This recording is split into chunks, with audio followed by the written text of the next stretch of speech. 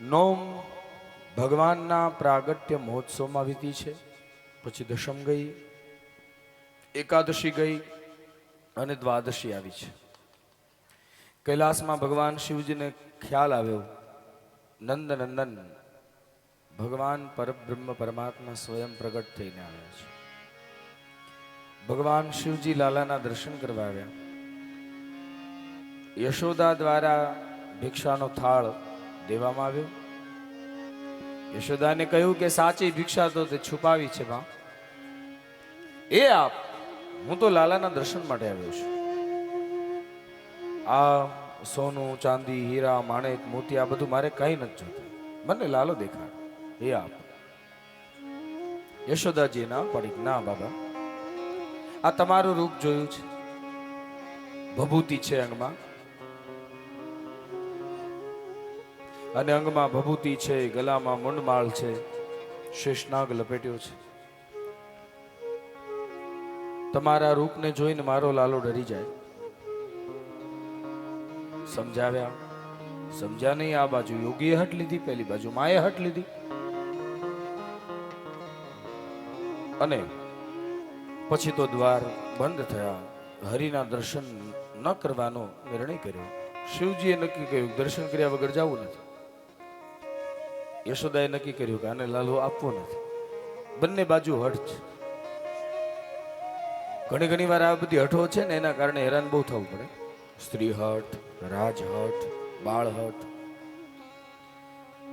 છોકરાને તમે આંગળીએ વળગાડીને મેળે લઈ જાઓ અને છોકરું મેળામાં રમતું હોય ને પછી ત્યાં રમકડાનો સ્ટોલ જોવે એટલે ત્યાં રમકડાની દુકાને રમકડું ગમી જાય એટલે કે બાપુજી આ પેલું રમકડું અપાવો ને, એટલે કે ના ના હમણાં વળતા આવીને પાછા ત્યારે લઈ લેવું બેટા, હો. તો એને સમજાવીએ, ના તમે વળતા ન લઈ દો, તમે વળતા ઓલી બાજુ જ વ્યા જાઓ, અત્યારે જ લઈ દો. પણ પછી તમે ન લઈ દો, તમે ના પાડો, ખીજાઓ, એટલે તમારા પાડોશી આવ્યા હોય ને મેળામાં ફરવા, બધાની સામે કે કાકા મારા પપ્પાને મેં કીધું આ રમકડું લઈ દો, એને નથી લઈ દીધું, તમે લઈ દેશો? એવા આપણને ભોઠા પડાવે. તો પછી ના છડકે લઈ દેવું પડે. બાળ હઠ, રાજ હઠ, સ્ત્રી હઠ, આ બધી હઠ પૂરી ન થાય ત્યાં સુધી એને સંતોષ. આ બાજુ શિવજી ધૂણો ધખાવી બેઠા, પેલી બાજુ માં હઠ લઈને બેઠી.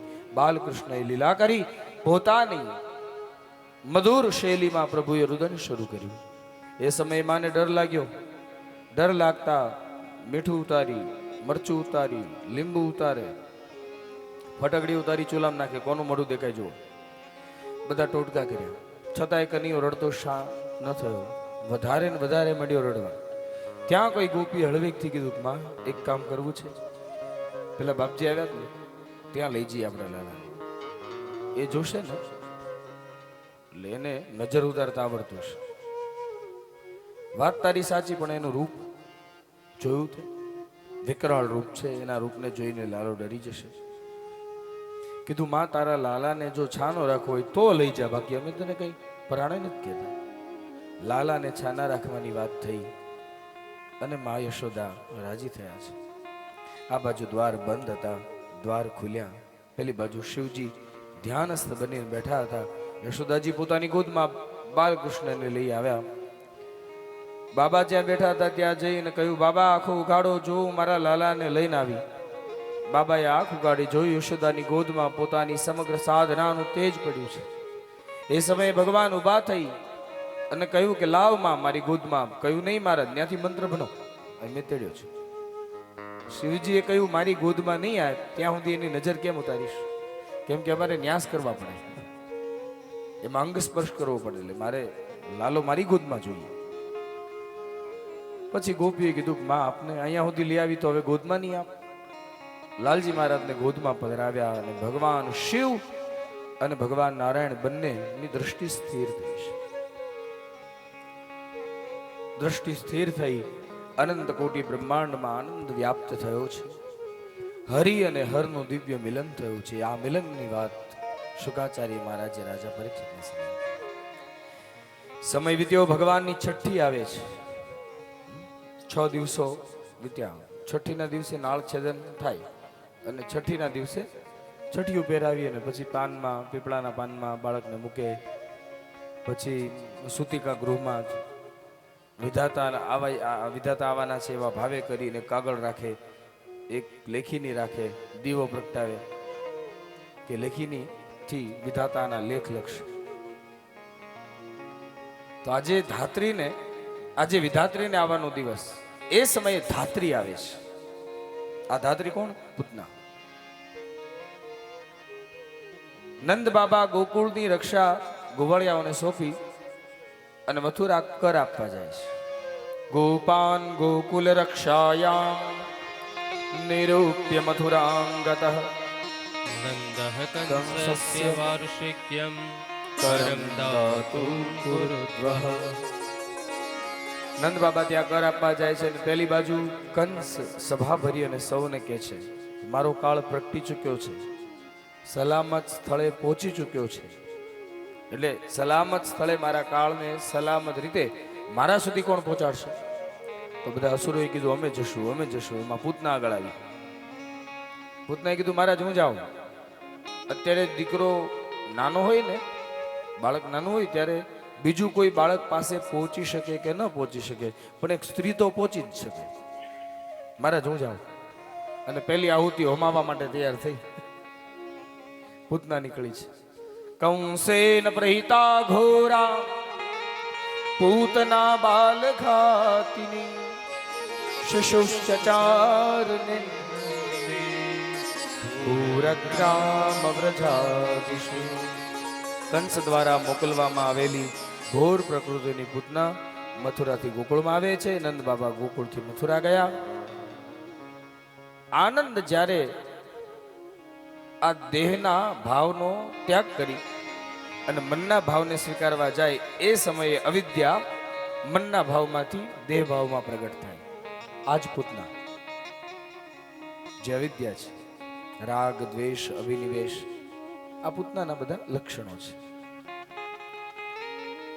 રૂપ લીધું છે માલણનું, બાકી છે રાક્ષસ, પણ માલણ બનીને આવી છે એટલે પહોંચી શકાય નજીક. પૂર ગ્રામ અને વ્રજના નાના નાના તાજા જન્મેલા બધા બાળકોને મારતી પૂતના આગળ વધી. એ સમયે કોઈ ગોપીઓ વાતો કરતી જતી હતી કે આહા, નંદ બાબાને ત્યાં જે લાલો થયો છે એવો તો અદ્ભુત અને અદ્વિતીય ક્યાંય જોયો જ નથી એવો છે. અને પૂતનાના કાને શબ્દ પડ્યા. પૂતનાએ કીધું કે બેનો અહીંયા આવો તો. આ નંદ બાબાનું આંગણું ક્યાં? એટલે કીધું તમે કોણ? તો કે હું નંદ બાબાની દૂરની બેન થાવ અને કન્યાની માસી થાવ. અને હાચું થતી હતી. કન્યાની હાચીમાં કોણ છે? દેવકી. આ પૂતના ક્યાંથી આવી છે? મથુરાથી. તો કંસની બેન થઈ. તો એક સંબંધે ભગવાન કૃષ્ણના માસી પણ થયા અને નંદ બાબાની દૂરની બેન. માલણનું રૂપ હતું એટલે આવે છે. કહ્યું કે જો સામે પેલા યમલાર્જુનના બે વૃક્ષો ઉભા છે, આજ નંદ બાબાનું આંગણું, ત્યાં જાઓ. માલણના રૂપમાં ત્યાં આવી. યશોદાજીએ જોયા. કહ્યું કે આપ કોણ? તો કે ભાભી તમે મને ન ઓળખો, મારા ભાઈના લગ્ન થયા ને પેલાની હું સાસરે છું, એટલે તમે મને ન ઓળખો. કઈ વાત, બેસો. પૂતનાને બેસાડ્યા. પૂતનાની ગોદમાં બાલકૃષ્ણને આપ્યા. યશોદાને થયું કે હવે બાલકૃષ્ણ સલામત છે, હું મારા કાર્યમાં લાગુ. આવો વિચાર કરીને યશોદાજી ઉભા થઈ અને પોતાના કાર્યમાં લાગ્યા છે. અને એ સમયે પૂતનાએ તકનો લાભ લઈને વિચાર કર્યો કે અત્યારે આ બાળક એકલું છે, મારી ગોદમાં છે, એટલે હું આ બાળકને સ્તનપાન કરાવું, એમ વિચાર કરી અને જ્યાં પૂતના ભગવાનને સ્તનપાન કરાવવાની તૈયારી કરવા ગઈ, એ સમયે ભગવાને આંખો બંધ કરી છે. વિબુધ્યતામ બાલક મારિકાગ્રહમ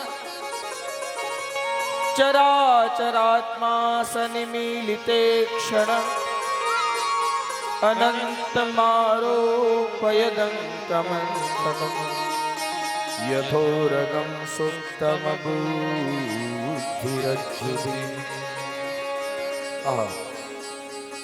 ખૂબ રાજીપો થયો પૂતનાને. બાલકૃષ્ણને ગોદમાં લીધા. ગોદમાં લઈને જ્યાં સ્તનપાન કરાવવાની તૈયારી કરી, એ સમયે ભગવાન આંખો બંધ કરી ગયા છે. ભગવાને આંખો શા માટે બંધ કરી? એની પાછળ ઘણા બધા કારણો. કોઈ સંતે કીધું ભગવાને આંખ એટલા માટે બંધ કરી કે આ અત્યારે મારી પાસે પહોંચી છે, તો આ પૂર્વ જન્મમાં કોણ હતી, કયા સંબંધે મારા સુધી પહોંચી છે, એ જોવા માટે ભગવાને આંખો બંધ કરી. તો તો આંખો બંધ કરતા ધ્યાન આવ્યું કે આહા, આ પૂતના બીજું કોઈ નથી, આ બલી મહારાજની દીકરી છે રત્નમાલા. જ્યારે ભગવાન વામન બન્યા હતા એ સમયે રત્નમાલાએ એવો વિચાર કર્યો હતો કે આહા, આવું સરસ મજાનું જો મારે બાળક હોય તો એને હું સ્તનપાન કરાવું. ત્યારે ભગવાને કીધું તથાસ્તુ. એ જ વામન જ્યારે વિરાટ થયા ત્યારે પણ આ રત્નમાલાએ સંકલ્પ કર્યો કે આવો દીકરો જોઈ તો ગળું દબીને મારી નાખું. ભગવાને કીધું તથાસ્તુ. તે મને સ્તનપાન કરાવવાની અને મારવાની બે ભાવના રાખી એટલે હું તારી બે ભાવનાને પૂરી કરીશ. અને એ જ રત્નમાલા બીજા જન્મમાં પૂતના બનીને આવી છે. કોઈએ કીધું ના એવું નથી.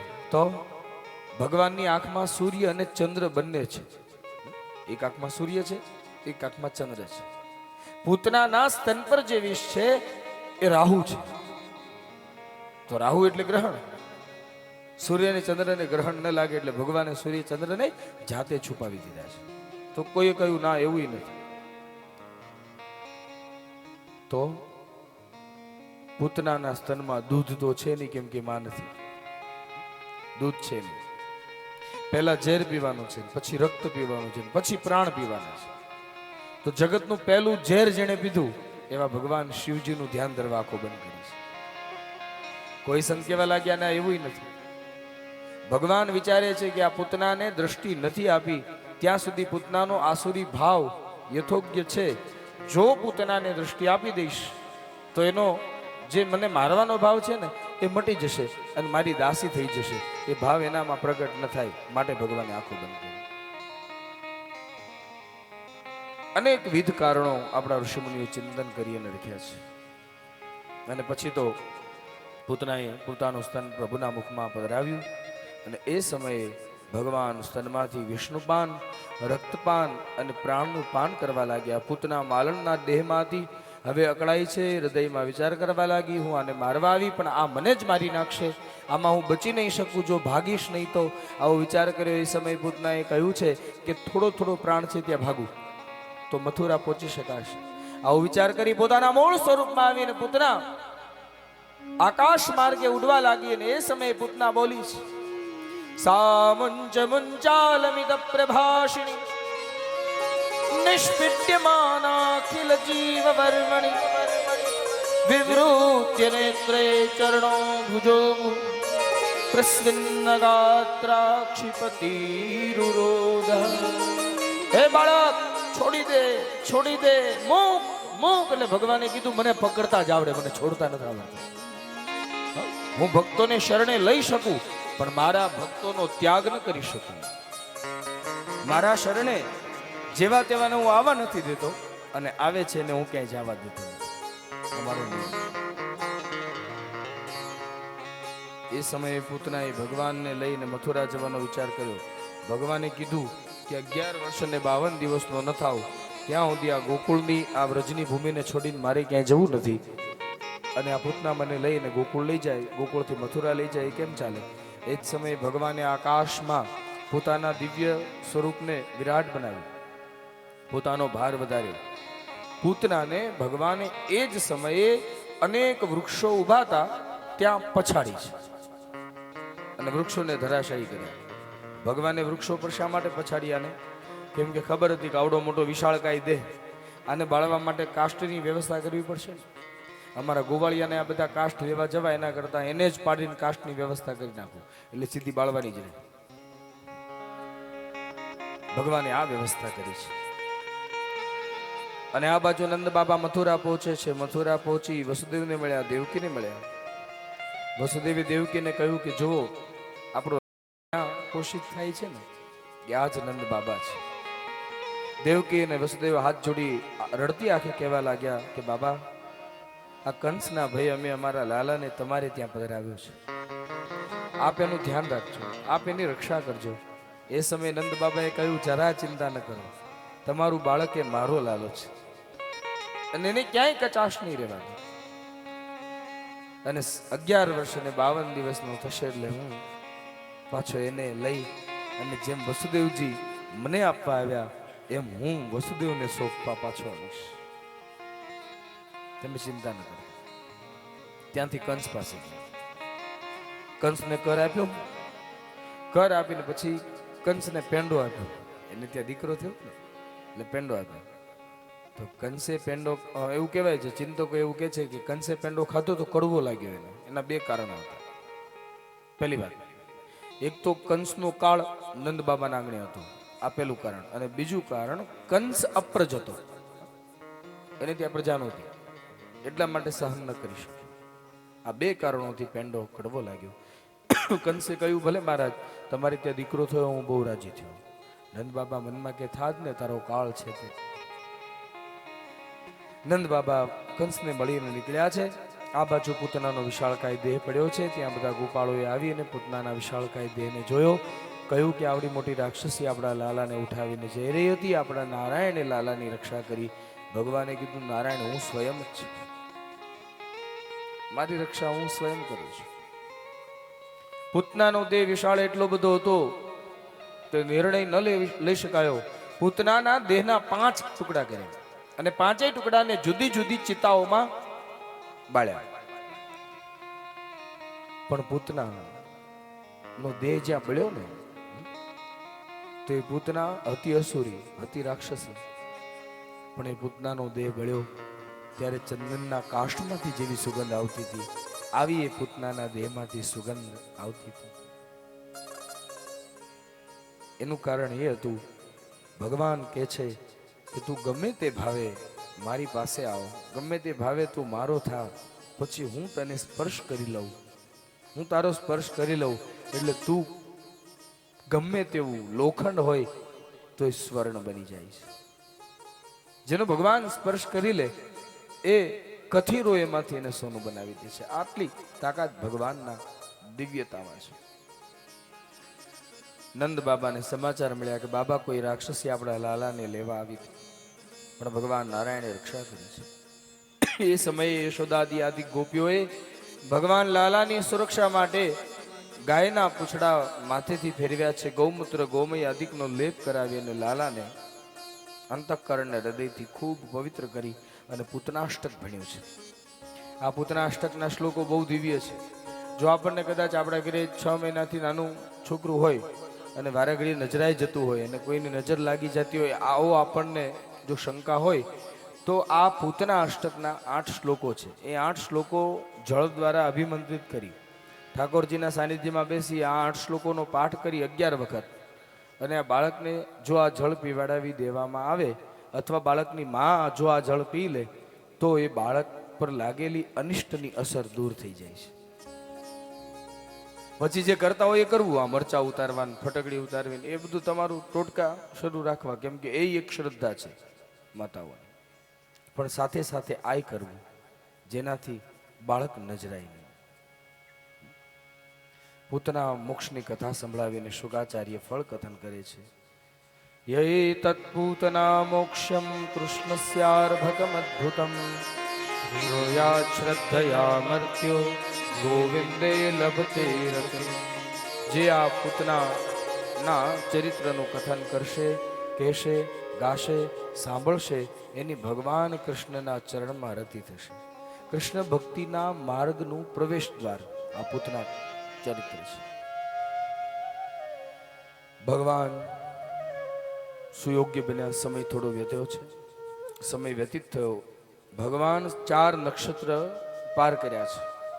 હવે ભગવાન 108 દિવસના થયા છે અને 108 દિવસના થયેલા શ્રી કૃષ્ણ એને જોઈ એક દિવસ માં યશોદાએ વિચાર કર્યો કે આજે કૃષ્ણનું 4થું જન્મ નક્ષત્ર છે, જરાક હું કૃષ્ણને ધરતી પર પધરાવું.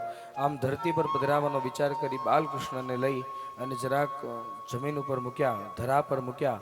એ જ સમયે જોતજોતામાં ભગવાન પડખું ફર્યા એટલે યશોદાએ તરત ગોપીઓને કીધું, ઓ ગોપીઓ, ચાલો ગાડામાં રસ કસ પદાર્થ તૈયાર કરો, આપણે યમુનાને કાંઠે જઈએ. આજ મારો લાલો પડખું ફર્યો છે એટલે આપણે એનો ઉત્સવ ઉજવીએ. કાનીઓ પડખું ફરે તોય ઉત્સવ.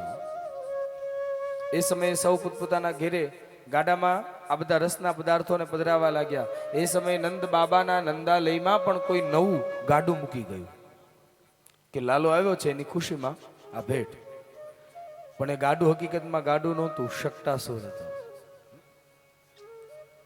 તમે પૂતના ચરિત્ર પછી શકટાસુરના વધની કથા આવે છે. તો શટ્ટાસુર એ શું છે? મારી ને તમારી અંદર રહેલી ભોગ બુદ્ધિ છે, જેની ચર્ચા આપણે અગાઉ કરી. ભોગ બુદ્ધિની ચર્ચા આપણે અગાઉ કરી છે. પાછી એ વાતને રિપીટ કરું. આજ ખૂબ મારા પરમ ભાગ્ય છે, અમારા માસીબા રીટાબા અહીંયા ઉપસ્થિત છે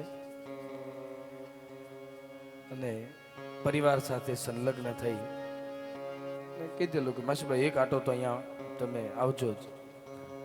તો એ ભાવથી પધાર્યા છે. અંતઃકરણથી એમનું હૃદયથી સ્વાગત.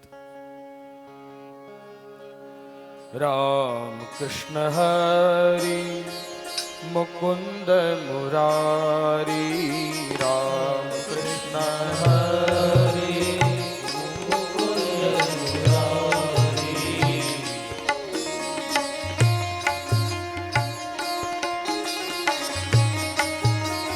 રામ કૃષ્ણ હરી મુકુંદ મુરારી,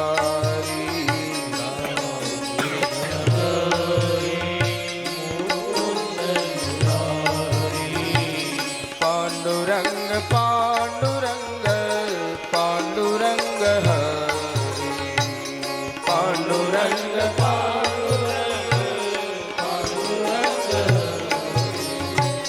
पांडुरंग पांडुरंग पांडुरंग हरि, पांडुरंग पांडुरंग पांडुरंग हरि, राम कृष्ण हरि मुकुंद मुरारी, राम हरि मुकुंद मुरारी, राम कृष्ण हरि मुकुंद मुरारी, राम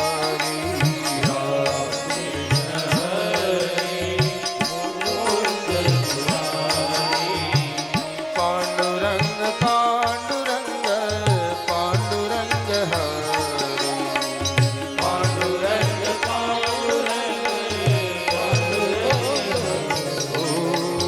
पांडुरंग पांडुरंग पांडुरंग पांडुरंग हरि, पांडुरंग पांडुरंग पांडुरंग राम कृष्ण हरि मुकुंद मुरारी, जय हो राम कृष्ण हरि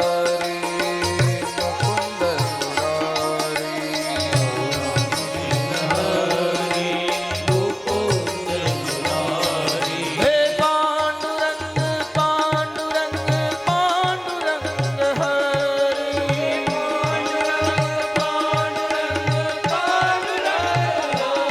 पांडुरंग हो पांडुरंग पांडुरंग पांडुरंग हरि, पांडुरंग पांडुरंग ભગવાન નું આજે ચતુર્થ જન્મ નક્ષત્ર ભોગ બુદ્ધિ શક્તાસુર. મારા ને તમારા જીવનમાં ભોગ બુદ્ધિ જ્યારે પ્રગટ થાય ને તે સમયે હું ને તમે ભગવાનની ઉપાસના ભૂલીએ છીએ. જીવનમાં વાસનાજન્ય કર્મ પ્રગટ થઈ જાય છે. શક્તાસુર એટલે ભોગ બુદ્ધિ છે. આપણે અગાઉ પણ આ વાતની ચર્ચા કરી હતી, છતાંય આજ પાછી રિપીટ કરું એ વાતને. ભગવાનના મંદિરે પૂજા કરવા જઈએ છીએ, ભગવાન માટે કંઈક લઈ જઈએ છીએ, એ બ્રાહ્મણ લઈ જશે, પૂજારી લઈ જશે, આ ભાવથી જો જશો તો ફળ નહીં મળે, તો ફળ નહીં મળે. પણ આ ભગવાનને આપું છું, આ ભગવાનને દઉં છું તો ફળ મળશે. આ ભોગ બુદ્ધિ મારા અને તમારામાંથી દૂર થાય એટલા માટે ભગવાને શક્તાસુરના વધનું કથન કર્યું છે. હું ને તમે આપણા જીવન દરમિયાન રસોને પ્રધાનતા આપીએ છીએ, રસોને મહત્વ આપીએ છીએ, પણ રસેશ્વરને મહત્વ નથી આપતા. ભગવાનને મહત્વ નથી હોતું, મારું ને તમારું. ભગવાનને મહત્વ નથી આપતા હું ને તમે. ભગવદીય ભાવનાઓને મહત્વ આપવું ખૂબ આવશ્યક છે. ભગવાનને જીવનમાં મહત્વ આપજો. ભગવાન દ્વારા પ્રાપ્ત થયેલો પદાર્થ તો જ ફળશે. બાકી ભગવાનને જેમ આપતા આવડે છે એમ પાછું આચકતાય આવડે છે. ભગવાન સુખ સંપત્તિ પરિપૂર્ણ કરી દે, ખૂબ ઐશ્વર્ય આપી દે, અને પછી આપણે ભગવાનને ભૂલી જાય એટલે ભગવાન કે તને અભરાય ચડાવ્યો તું મને ભૂલ્યો, પછી હેઠો પછાડે. આપે છે એમ એને લેતા પણ આવડે છે. ભાગવતમાં કથા કંઈક એવી છે કે શકટના રૂપમાં આપણી વચ્ચે આજે પણ કે જાડેજા સાહેબ ઉપસ્થિત છે. એમને આપણે તાલીઓના નાદે અભિવાદિત કરીશું.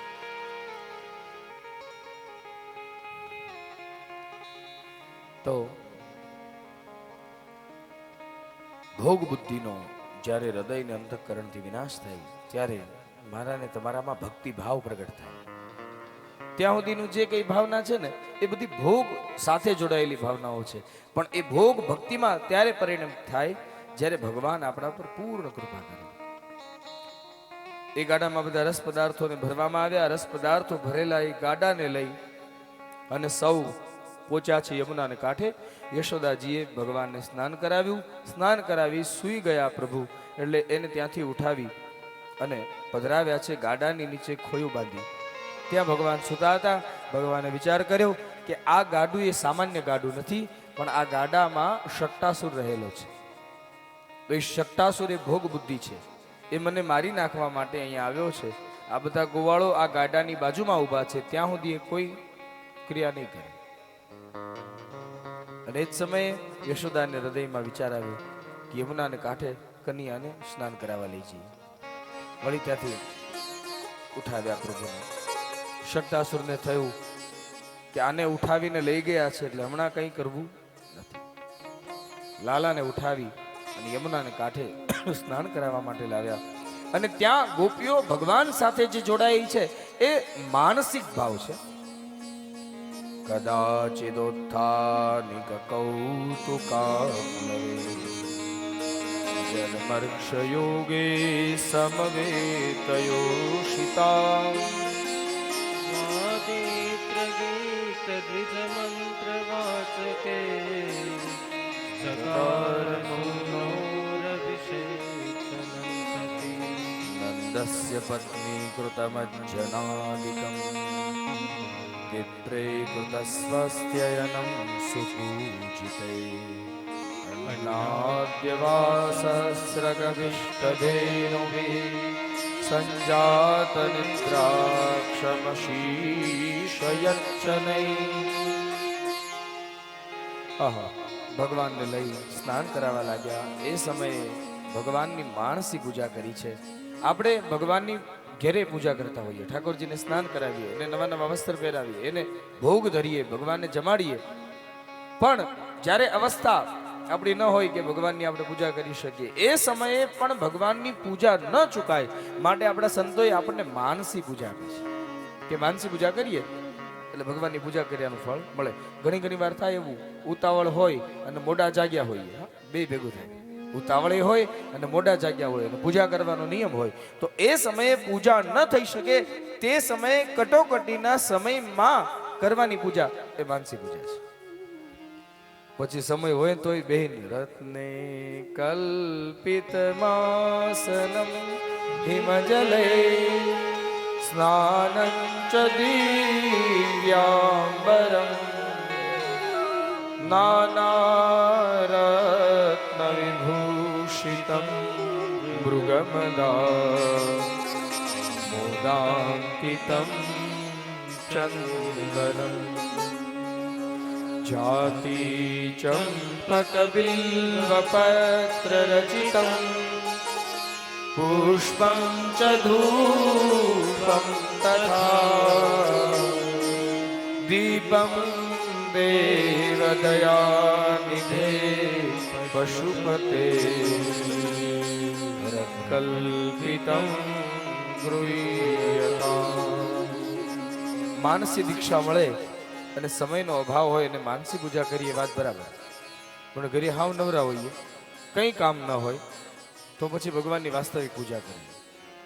એક શેઠ એના ગુરુજી પાસે ગયા અને ગુરુજીને કીધું, પ્રભુ મારે પૂજા તો કરવી હોય પણ મને સમય નથી રહેતો, એટલે ભગવાનની કંઈક માનસી પૂજા મને ચીંધો ને. એટલે ગુરુજીએ ભગવાનની માનસી પૂજા એને સમજાવી કે ભાઈ આ રીતે માનસી પૂજા કરવાની, આંખ બંધ કરી દેવાની, સોનાનું આસન કલ્પવાનું, એમાં ભગવાનને બેસાડવાના, યમુનાના જળમાં કેસરને ઘોળી અને એનાથી ભગવાનને સ્નાન કરવાનો ભાવ કરવાનો. ભગવાન સ્નાન કરી લે પછી સરસ મજાના ચંદનના વાઘા ભગવાનને પહેરાવાના, ચંદનના વાઘા ભગવાન પહેરી લે પછી સરસ મજાનું કસ્તરીઓનું તિલક પ્રભુના કપાળે કરવાનું, મોરપીંછ અર્પણ કરવાનું, કંઠમાં ગુંજાની માળા અર્પણ કરવાની, ભગવાનને શણગાર અર્પણ કરવાનો, હાથના કડા, પગના ઝાંઝર આ બધું અર્પણ કરી અને પછી ભગવાનને નૈવેદ્ય ધરવાનો. તો દરરોજ આમ પૂજા કરે. એમાં એક દિવસ શું થયું, પૂજા કરતા હતા અને ઉતાવળ, ક્યાંક જવાનું હશે અને ઉતાવળ થઈ. હવે ઉતાવળમાં ને ઉતાવળમાં ભગવાનની પૂજા વ્યવસ્થિત કરી પણ નિવેદ મનથી નિવેદ ધર્યું. મનથી નિવેદમાં દૂધ ધર્યું, તેથી કાચું દૂધ ધરી અને એમાં મનથી ખાંડ પધરાવા ગયા હતા. ડબ્બો આખો ઊંધો વળી ગયો. મનથી ખાંડ પધરાવી અને મનથી પાછો એમાં ડબ્બો ઊંધો વળી ગયો તો પાછો આ મનથી એમાં હાથ નાખીને ખાંડ કાઢવા ગયો ત્યાં ભગવાને હાચો પકડ્યો કે લોભિયા, એક તો મનથી પૂજા કરે છે, એમાં મનથી દૂધ ધર્યું અને એમાં મનથી તારે ખાંડ પડી ગઈ, એ હાથ નાખીને પાછી કાઢમાં ડાયાબિટીસ તને છે, મને થોડી છે.